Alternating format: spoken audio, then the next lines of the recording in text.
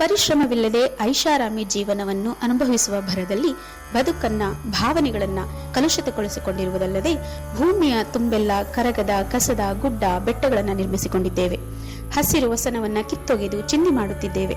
ನಮ್ಮ ಮುಂದಿನ ಪೀಳಿಗೆಗಳ ಮುದ್ದು ಮುಖಗಳನ್ನು ಕಲ್ಪಿಸಿಕೊಂಡಾದರೂ ನಮ್ಮ ಪರಿಸರದ ಕಾಳಜಿ ಮಾಡಬೇಕಾಗಿದೆ.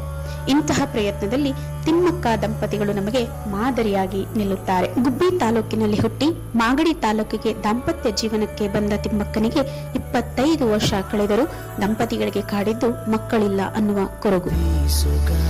ಜೊತೆ ಬೀದಿ ದೀಪಗಳು ಮಾತನಾಡುತ್ತಿರುವಾಗ,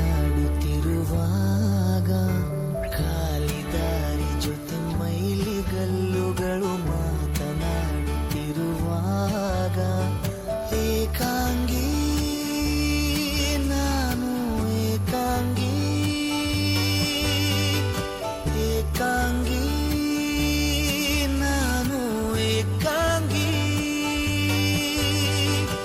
ಎಲ್ಲೋ ಆಚೆಗೆ ಮರೆಯಾಗಿ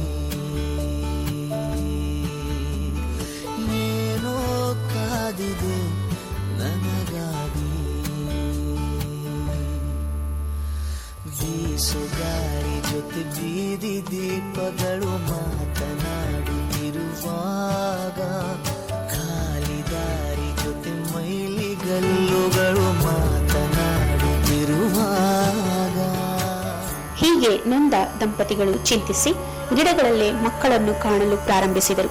1948ರಿಂದ ತಮ್ಮ ಊರಾದ ಹುಲಿಕಲ್ನಿಂದ ಕುದೂರಿನವರೆಗೂ ಸುಮಾರು 4 ಕಿಲೋಮೀಟರ್ ತನಕ ರಸ್ತೆಯ ಎರಡೂ ಬದಿಗಳಲ್ಲಿ ಆಲದ ಮರಗಳನ್ನು ನೆಟ್ಟು ಲಾಲಿಸಿ ಪೋಷಿಸಿ ಬೆಳೆಸಿದರು.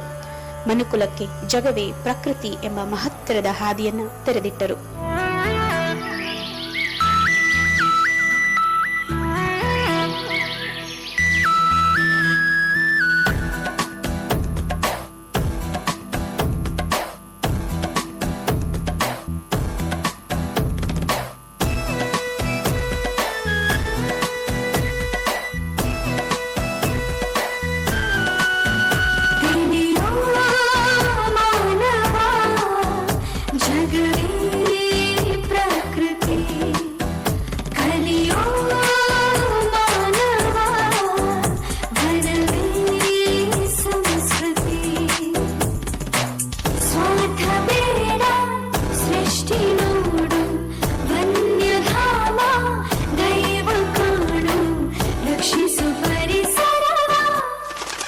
ಅನಕ್ಷರಸ್ಥೆಯಾದರೂ ಪರಿಸರ ಸಂರಕ್ಷಣೆಯಲ್ಲಿ ಮಹತ್ತರ ಕಾರ್ಯವನ್ನ ಮಾಡುವುದರಿಂದ ರಾಷ್ಟ್ರೀಯ ಮತ್ತು ಅಂತಾರಾಷ್ಟ್ರೀಯ ಸಂಸ್ಥೆಗಳು ಅದನ್ನು ಗಮನಿಸಿ ಪುರಸ್ಕರಿಸಿವೆ.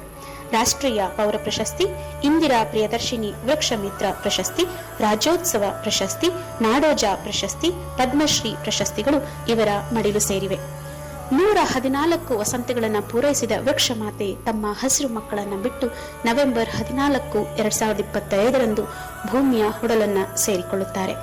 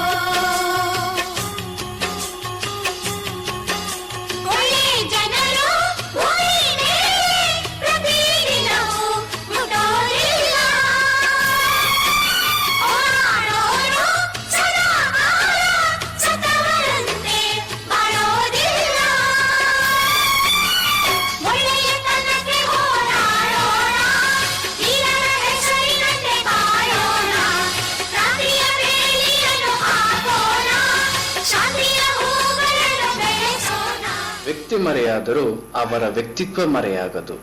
8,000ಕ್ಕೂ ಹೆಚ್ಚು ಮರಗಳಿಗೆ ಜೀವ ಕೊಟ್ಟು, ಹಸಿರಿಗೆ ಹೃದಯ ಕೊಟ್ಟು, ಲಕ್ಷಾಂತರ ಜನರಿಗೆ ಆಶ್ರಯ, ಬೆಳಕು ತೋರಿಸಿದವರು ನಮ್ಮ ವೃಕ್ಷ ಮಾತೆ ಸಾಲು ಮರದ ತಿಮ್ಮಕ್ಕ.